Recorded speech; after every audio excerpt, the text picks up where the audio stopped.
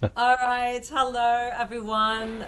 It is episode 11 of From the Doghouse, another Friday in paradise. And Patrick, it's been quite the week again for us, Yeah, isn't it? it has. We've had a busy week. I feel like we always start the video with saying we've had a busy week, but if you're building a startup, then every week is busy, which is great. It's exciting. And this week, Annie and I spent a lot of time talking about certain features and functionality in the product. So, as you know, when you start a company, Annie and I got together and thought of what we think is a brilliant idea, and you have to start somewhere. And so we built the product and the experience at Woofer based off of what we really thought would be the perfect market fit. And that is the place to start when you're building a product. We did some validation in the market, but we really needed to start somewhere to build. So we did that. We built a lot of features and functionality that we thought was going to be perfect for the market and what the customers would want. But then when you launch your product and you start getting customers, you're like, oh, actually, some things aren't right. And we found out a couple of things that we had built that we thought were going to be perfect simply are not. So, Annie, you want to talk about how we're fixing that and how we're changing that? Yeah, so one of the things that I certainly always taught my team is understanding who's the buyer and how do they buy. Those really the two questions that you need to ask yourself all the time. Do you understand who is buying? Because that can also change as it's changing the product. You might change who you want to serve, right?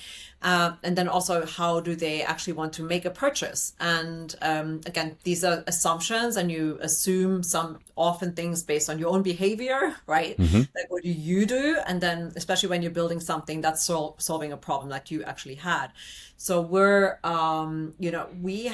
realized that, there are certain ways that we wanted people to book a walk that we assumed that would be aligned with the behavior of a dog parent or what they would want to do.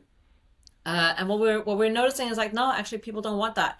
And so what we ended up doing is obviously we shipped a product and we gathered the data, and that's really key. Don't just ship it and wait, like ship it, learn, observe, don't be attached to your product as well. I think that's really important. Mm-hmm. Don't be attached to whatever you thought would work, because it chances are it will not.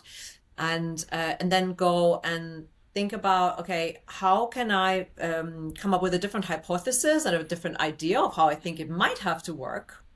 And then the key is validating it, right? And we did that through a bunch of different ways. And Patrick, do you want to talk about how we did that? Yeah, so we use a great product called Polefish, which, if you don't know it, Annie found it and it's really great. So we're able to do significant, very targeted marketing in our demographic. We ask a certain number of questions. It's affordable to be able to get the market research, and it's extremely relevant. And I'll also say that we used our buddy Claude to be able to help us to build the right questions so that we're not getting the right intent out of the answers from the questions. So that's one way we talked to our customers. We talked to potential customers. And we also talk to people that we trust and that will give us really honest feedback about if something's going to work or not, which is really important because you want to ask people if they're gonna that are gonna tell you you're doing something wrong or you're doing something right. So that's really the core ways that we found out the information, and fast. Annie and I sat down, I think last Friday, a week ago, and we said, did we get this wrong? And we both in about 5 minutes realized, yeah, we did. Okay, not we got this element wrong of the product. And within an hour, we had a Pullfish survey up, and we were getting data the next day. We did some interviews, and we already have designed a new process, which is being built by the designers and the engineers. So it was a very, very fast process. Yeah, and I think that's really key, right? Is being not being afraid to put something out there, maybe that you're not entirely sure of. Take the data, learn from it. Don't be afraid to ditch things that you thought were great. Mm-hmm. Then validate what your new hypothesis is, which is really key. So what Patrick just said, like the Polish fish or however you get your data, is a really important step to make sure, okay, based on now this new hypothesis, do we feel pretty confident before we're throwing any more money at this, and any Hmm. more engineering dollars? Do we really feel confident? Which we now really do with the Hmm. results that we had. So we felt very quickly very confident about it. And now we're creating this whole new experience, which as far as we can tell so far from the people that we've ran by this, that everybody's very excited about it. So it's Yeah. going to be really great. Yeah.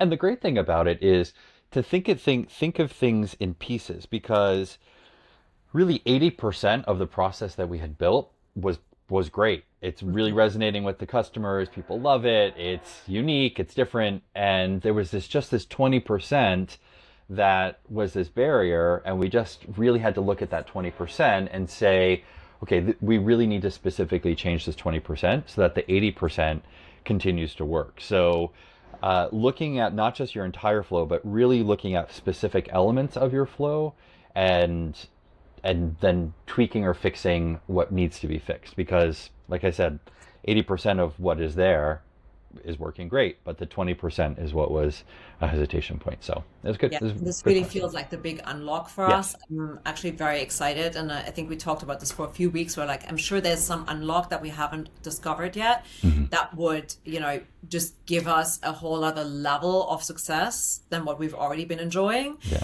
And so this really feels like the thing Yeah. that will just get us completely to a different level. So we're very excited. Yes.